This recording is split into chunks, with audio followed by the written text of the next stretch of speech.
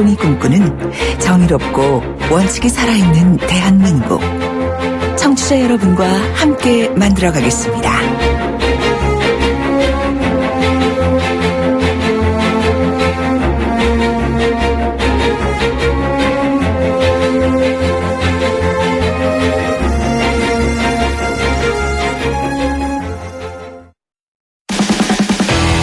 돌려보고 비틀어보는 오늘의 이슈. 이종훈의 뉴스 측면 승부.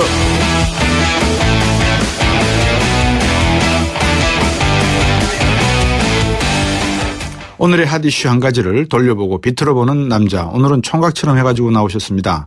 뉴스를 곱게 안 보는 시사계의 진돗개 최수종, 이종훈 박사 모셨습니다. 안녕하십니까? 네. 옆구리 담당 이종훈입니다. 시작하기 전에 6584번님이 개헌을 상당히 지지하시는 분 같아요. 개헌을 하는 대통령이 없으면 촛불 시위를 해야죠. 국민이 할 겁니다. 이렇게 하셨는데 개헌이 이렇게 그런데 있으신가요? 이제 사실은 좀 이제 이번에 대선 이래 국민 투표하기는 좀 이제 이미 좀 물건 시간적으로 이렇게 봐야 되겠죠. 저도 적극적인 개헌론자긴 한데 그러시군요. 현실적으로는 좀 어렵지 않나 이렇게 생각합니다. 자, 오늘 이슈는 뭡니까? 예. 이 박근혜 전 대통령 구속 전 피의자 신문 D-1. 결국은 이제 또 피의자 신문을 받는군요. 네, 그렇습니다. 내일 이제 영장실질심사에 출석하겠다. 네. 이것도 사실 화제가 되지 않았습니까? 예. 전직 대통령으로는 처음으로 또 이렇게 영장실질심사에 직접 출석하는 거라서 네. 이제 약간 논란도 되고 있는데 그런데 오늘 친박단체 메시지를 보냈다고 하더라고요. 누가요? 박근혜 전 대통령이요. 뭐라고요? 그러니까 팬클럽 가운데 하나인 그 근혜동산이라고 있는데 예. 그 인터넷 카페에 그 사저 담당 비서관이 전달했다라는 메시지가 올랐어요. 예. 그 단체 회장에다 이 회장에게 직접 전화를 했다 그러는데 예. 앞으로도 열심히 활동해 주길 바란다. 이런 내용입니다. 네, 그리고 이제 박근혜 전 대통령의 근황도 예. 일부 언론 보도를 타고 있는데요. 그러시군요. 수면 부족에 시달리고 있다. 잠을 못 주무시는군요. 예. 이거 무슨 의미로 받아들여야 되죠, 이거? 잠을 못 주무신다는 의미 그대로 받아들이면 될 것 같고요. 영장실질 심사를 받으셔야 되니까 예. 긴장하신다는 의미겠죠. 근데 이러실 거면 특검 때 나오시고 검찰 조사 때 조사 받으시고 네. 헌법재판소에 나오셔서 변론하시고 하시지. 그러게. 왜 이러시는 거예요? 네. 7시간 동안 꼼꼼히 조서를 살필 정도의 열정이 있으시면 세월호 7시간 뭐 하셨는지도 밝히시고 그러니까. 다 하셨으면 되잖아요. 그러니까 본인이 무죄시라면 더더욱이 그러니까 그랬어요. 왜 이러셨어요? 저도 개인적으로 굉장히 안타깝게 생각하는 대목인데요. 예. 그런데 사실은 이 탄핵 심판 당시에는 예. 굉장히 그 강경 일변도 전략으로 일관하지 않았습니까? 예. 예. 그리고 이제 특수본 소환 조사 이번에 이제 들어와서야 약간 기류 변화가 좀 예. 있어요. 그래서 예. 적극적 협조로 전략 수정을 했는데 네. 오늘 메시지 내용으로 봐서는 도로 강경책으로 전환하는 거 아닌가 예. 이런 느낌도 듭니다. 지금 속보가 하나 방금 들어왔습니다. 우리 이종훈 박사께서 말씀하신 동안에 더불어민주당 충천 경선 결과 나왔습니다. 문재인 전 대표 득표율 1위로 2연승을 했다는 소식이고요. 안희정 후보가 역시 2위, 이재명 후보가 3위 이렇게 기록했답니다. 아직 득표율은 안 나왔습니다. 네. 이번에 득표율이 조금 관심이 가죠? 조금 안희정 후보가 좀 선전하기를 좀 기대했던 지역 아니겠습니까? 충청권이라서. 예, 개인적으로 굉장히 이제 그렇게 바랬겠죠. 예. 근데 그 바람대로 과연 결론이 나왔을지 그리고 어느 정도의 득표율이 과연 그러니까요. 나올지 이게 이제 관심사죠. 지금 저들 부스 안에 있는 스튜디오 안에 있는 화면에도 아직까지 득표율은 안 나오고 있으니까요. 네. 계속해서 본론으로 들어가죠. 원래 저희들 나누던 이야기로. 네. 강경 노선 정치적으로 돌파하겠다 이겁니까? 예. 결국 그런 쪽으로 다시 회귀한 게 아닌가 이런 느낌이 좀 네. 들어요. 그러니까 지금 박 전 대통령 그 자택 분위기도 굉장히 험악해졌잖아요. 그렇죠. 아니 근데 거기는 지금 몇 분이 가 계시는가? 학생들 공부를 어떻게 하고 주민들은 어떻게 시끄러워서 삽니까? 지금? 네. 그러니까 낮 시간대 확실히 그 옆에 있는 학교들 학생들은 영향을 받을 수밖에 없겠죠. 예. 그나마 이제 밤 시간에는 지금 이제 경찰이 자제를 시켜서 지금 이제 수면하는 데는 지장이 없는 것 같고요. 예. 결과가 나왔습니까? 예. 지금 우리 타이핑을 쳐주고 계시니까 이종훈 박사께서 말씀하고 계시면 제가 읽어드리도록 그럼 여기까지 얘기하고 이제 예. 듣도록 하죠. 예. 그런데 어찌됐건 이 구속수사 반대 집회가 지금 계속 이어지고 있는데 그런데 여기 나오는 슬로건이 또 구호가 굉장히 조금 좀 살벌해요. 예. 김수남 자결하라. 검찰총장 자결하라는 얘기도 나오는가 하면 네. 이 박사모가 또 오늘 그 영장 담당 판사를 향해서 가족 모두 역적으로 남을 것이다. 맙소사. 또 목숨 역시 보장할 수 없다. 너무 이렇게 심하게 이렇게 나가는 것이 예. 과연 박근혜 전 대통령에게 도움이 될까 그런 생각이 좀 들어요. 그러니까요. 네. 그런데 왜들 이렇게 강성으로 모두가 잡혀 있죠, 이분들이? 모르겠습니다. 아니 뭐 이제 그 흥분된 그 심정 같은 건 이해는 합니다만 그렇더라도 좀 더 자제하고 절제를 해주는 것이 박근혜 전 대통령이 법적으로 그 방어를 하는데도 오히려 좀 도움이 되지 않겠습니까? 네. 뭐 판사도 사람이고 검사도 사람인데 뭐 이렇게 자꾸 자극을 받으면 더 이제 화가 나고 사실은 그래서 괘씸죄를 적용하게 되고 그런 거 아니겠어요? 예. 네. 김경수 변호사하고 저희들이 수요일 날 인터뷰했던가 아마 제 기억에 그런데요. 네. 그러니까 월요일쯤 됐는 모양입니다. 네. 그때 김경수 검사 이야기가 영장실질심사에 어디서 대기하느냐 이제 이거를 제가 여쭤보니까 검사실에 대기할 가능성이 높다. 구치소가 아니라 그렇게 이야기하던데 검찰청사가 유력하다 이렇게 봐야 되겠죠. 예, 그렇습니다. 보통은 이제 이재용 부회장 같은 경우 그랬죠. 그러니까 우선 그 영장실질심사 받으러 가기 전에 검찰에 먼저 갑니다, 그죠? 그래서 함께 이제 가서 영장실질심사 받고 그렇죠. 그다음에 이제 대기를 했는데 이재용 부회장 같은 경우에는 서울구치소로 가서 대기를 했죠. 그런데 박근혜 전 대통령 같은 경우에는 내일 일단 검찰로도 바로 안 간답니다. 바로 법원으로 가고 그리고 이제 그 대기도 그 사실은 이제 서울구치소로 가는 게 원칙이긴 합니다만 그러니까 아무래도 전직 대통령에 대한 예우 차원에서 검찰청사에서 대기하는 쪽으로 검찰청사 내에 구치감이 있다 그래요. 거기서 대기를 하는 것으로 일단 이렇게 돼 있는데 이거 역시 좀 비판적으로 보는 분들 입장에서는 황제 출두에 황제 대기 아니냐 이런 약간 논란이 좀 불거지긴 할 것 같습니다. 지금 트위터에 올라오고 있는 득표율을 제가 말씀을 드리면요. 문재인 전 대표가 47.8%. 그리고 안희정 후보가 36.7%. 그리고 이재명 후보가 15.3%, 최성 후보가 0.2%. 그래서 상당히 이번에 선전했네요. 그렇죠. 그러니까 문재인 전 대표가 과반을 못 넘겼네요. 중청권에서는. 이제 이렇게 되면 또 문재인 전 대표에 대해서 뭐 대세다 이것도 조금은 의문점을 달지 않을까요? 어떻게 보세요? 그러니까 승세는 계속 이어갈 수는 있을 것으로 보이는데 그러니까 대세 내지 압승 이렇게까지 보기는 좀 쉽지 않은 그런. 자, 그거는 뭐 다음에 내일 정도에 또 이정훈 박사 모실 테니까 말씀을 듣기로 하고. 자, 구속이 결정되면 서울구치소까지는 어떻게 이동하게 됩니까? 이것도 이제 과거 전례를 따를 것으로 보이는데요. 그러니까 일단 그 경호는 청와대 경호실 담당, 이제 경호실이 담당할 것 같고 차량은 검찰 측 차량이 될 가능성이 높다 그럽니다. 그래서 사실은 이것 역시 이제 전직 대통령에 대한 예우 차원에서 이제 한 부분이 있고 또 이 경호상의 이제 안전 문제 이것도 이제 고려를 한 것 같아요. 법원도 뭐 일단 뭐 과도한 예우는 지양한다 이렇게 발표하긴 했는데 그럼에도 불구하고 조금 전에 이제 말씀드렸듯이 약간의 예외. 보통 사람들하고는 다른 예외는 좀 적용이 되는 거죠. 그 검찰 초안 조사 때 눈물을 흘리면서 좀 격하게 반발했다. 뭐 이런 내용도 후문으로 알려지고 후문으로 나오잖아요. 근데 저는 이 후문은 잘 안 믿어요. 왜냐하면 이게 정확한 진실인지 아닌지를 잘 모르겠더라고요. 그런데 만약에 그게 사실이라고 하면 진실이 아니고 사실이라고 한다면 내일도 돌발 상황이 일어날 수 있는 가능성은 있겠네요. 그렇습니다. 이제 검찰 소환 조사 때 이렇게 얘기를 했다는 거죠. 내가 뇌물 같은 더러운 돈을 받으려고 대통령을 한 줄 아느냐. 눈물 흘리면서 격정 토를 했고 약간 좀 이렇게 현기증이 나는 듯한 뭐 이런 그 상황까지도 해서 뭐 다들 깜짝 놀라고 그랬다는 건데 내일도 일단은 그 항변은 굉장히 격하게 항변을 하시지 않을까 이렇게 여겨지고 그 과정에서 혹시 쓰러지시거나 이런 일이 벌어지면 이게 또 어떻게 되는 거죠?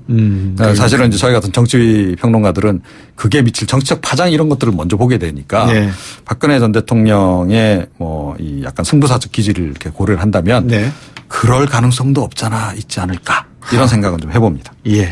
참 이 박근혜 대통령 개인적으로 한 국가의 대통령으로서 열심히 해보려고 했겠지만 여러 가지 이런 비선 라인과의 어떤 얽힌 문제 엮였다고 표현하시는데 이 문제로 인해서 상당히 고통을 받으시는 그런 모습이 안타깝습니다. 나라로서는 불행이고요. 맞습니다. 오늘 말씀 잘 들었습니다. 고맙습니다.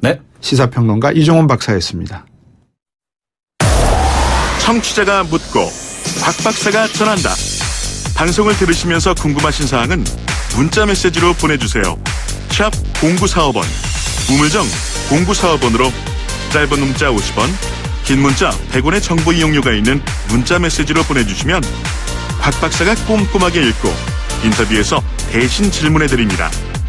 오늘 들으신 인터뷰 방송은 YTN 라디오 곽수중의 뉴스 정면 승부 홈페이지나 팟캐스트, 팟빵을 통해 다시 확인하실 수도 있습니다.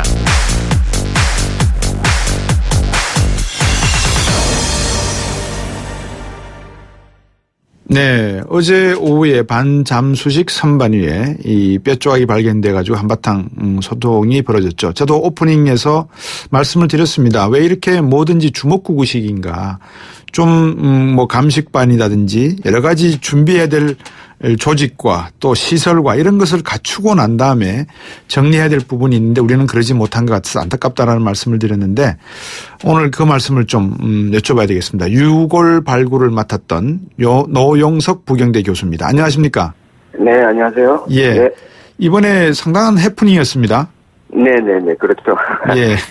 근데 일반인들이야 뭐 동물뼈인지 사람뼈인지 구분을 못하지 않습니까? 네. 결국 이게 맞습니다. 뼈와 신발을 발견했던 사람들은 그 선반 위에서 뭐 작업을 하던 인부였지 않겠습니까? 그죠? 네, 그럴 가능성이 많겠죠, 아마. 예. 이 사실 동물뼈, 사람뼈 구분하기 어렵다는 걸 한번 지적을 해 주시죠. 예, 뭐, 사람뼈를 많은 분들이 자주 볼 수 있는 건 아니니까요. 예. 사실은. 네. 예. 그래서 이 동물의 뼈들은 전부 다 네. 비슷하게 생긴 측면도 있지만. 네.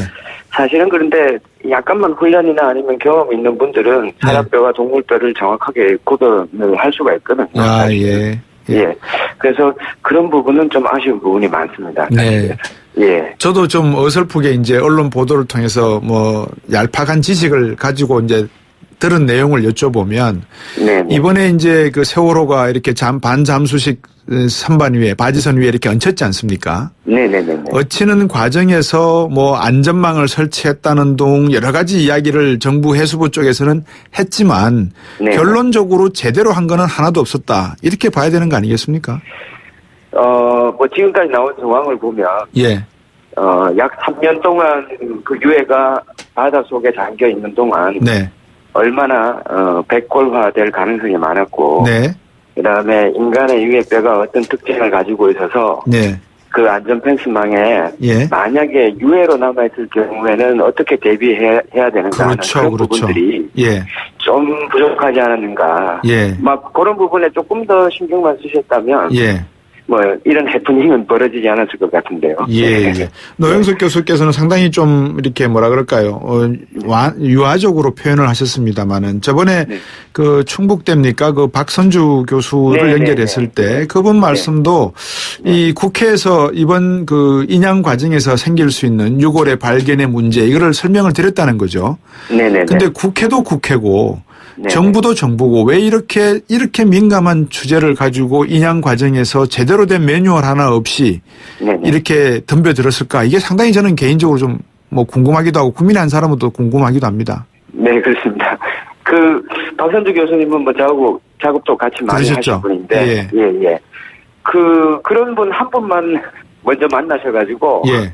자문을 구했더라도 그러니까요. 사실은 이런 해프닝이 별로 안 벌어지고 그다음에 전 국민이 어제 약 8시간에서 9시간 동안 동물뼈를 사람뼈로 착각을 한 다음에 모두 다가 이렇게 비참한 그 심정을 뭐 이길 수가 없었는데 이런 해프닝도 아마 없지 않았을까. 그래서 지금 국가 시스템 자체 내부에 이런 좀 매뉴얼이 좀 강화되지 않을까 저는 그렇게 생각을 하고 있습니다. 예, 언론도 마찬가지예요, 사실은. 왜냐 그러면 정부에서 주는 보도 자료를 들고 그거를 가지고 보도를 하지 않습니까?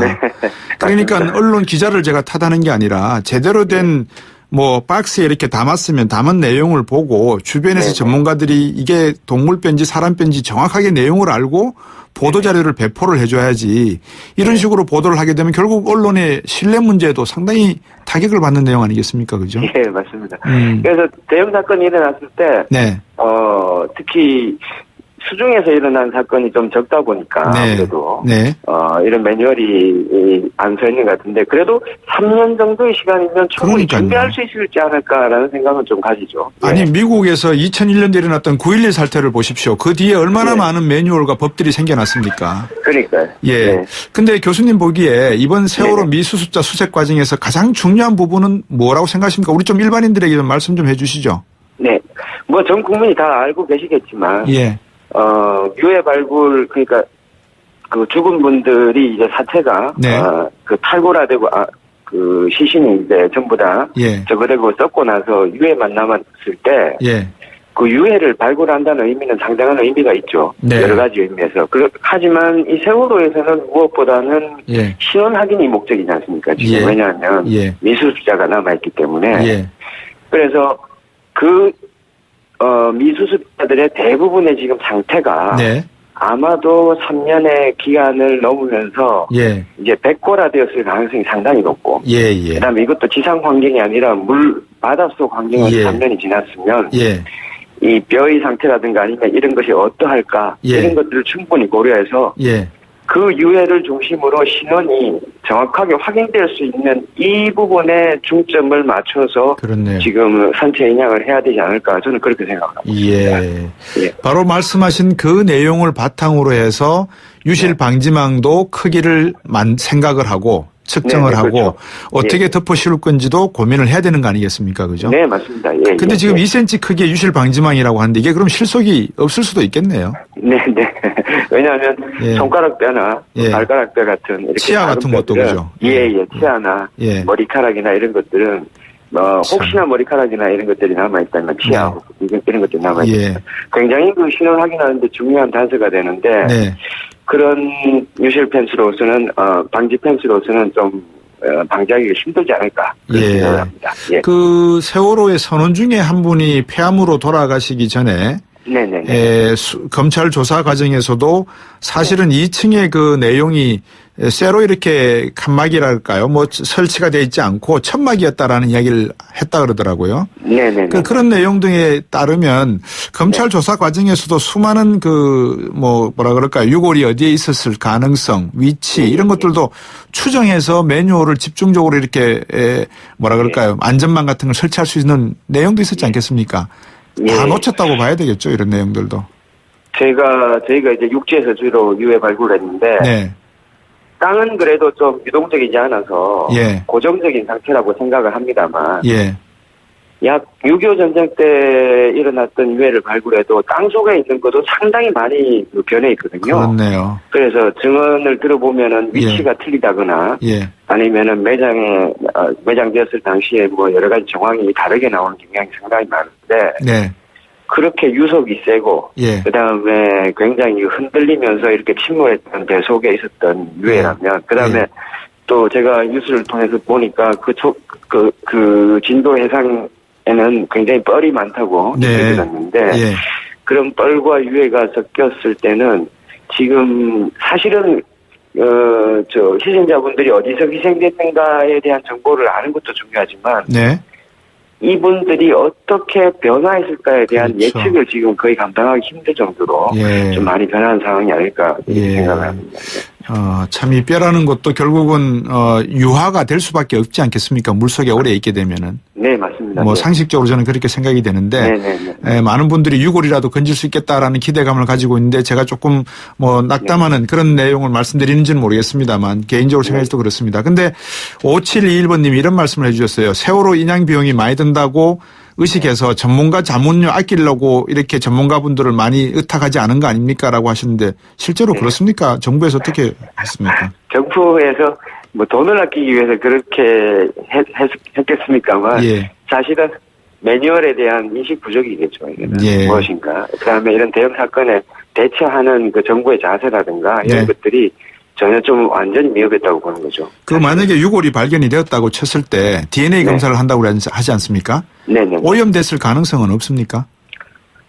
지금 오염의 문제는 그 바닷물과 섞여 있을 때 유해가 이제 감식을 해서 신원 확인이 어떻게 되는가의 문제는 조금 이따 이제 포렌식 하는 그 의사분들이나 아니면 생체 인류학을 하신 분들의 전공 분야이기도 한데요. 사실은 그거보다는 지금 한 분 한 분의 유해가 이렇게 보존이 잘 되어 있어야. 그래서 몇 개의 유해를 테스트해도 금방 이렇게 신원을 확인할 수 있는데 만약에 이 유해가 전부 섞여 있다면 섞여져 있다면 그렇겠네요. 모든 유해들 조각조각에 대한 신원 확인을 다 해야 됩니다. 그러면 훨씬 더 많은 시간이 걸리고 또한 더 많은 비용이 걸리고 그다음에 또 미술주사 가족분들께서는 더 많은 시간을 기다려야 되는 그런 불편함이 있는 거죠. 애초부터 정부의 역할을 기대한다는 게 무리했는지 모르겠습니다. 오늘 말씀 여기까지 드려야 되겠습니다. 고맙습니다. 네, 감사합니다. 네, 부경대 노영석 교수였습니다. 자, 따라해보세요. 이카운트 ERP 4만원. 회계관리. 이카운트 ERP 4만원. 재고관리. 이카운트 ERP 4만원. 생산관리. 사업 성공 함께해요. 이카운트 ERP의 모든 기능을 월 4만원에 드립니다. 이카운트 가입비 부가세 별도. 모든 자격증 합격 시대 에듀 공무원 시험 합격 시대 에듀 취업 성공의 합격 시대 에듀 이 시대의 모든 합격 시대 에듀 합격의 공식 시대 에듀. 시대 에듀 한계를 넘어 글로벌 리더가 된다는 신념으로 쉬지 않고 달려왔습니다. 1968년부터 오직 프레스 제작으로 한 길만을 걸으며 세계로 나가고 있는 IDS의 도전과 혁신은 계속됩니다. 고객 만족을 최우선 가치로 생각하는 주식회사 IDS.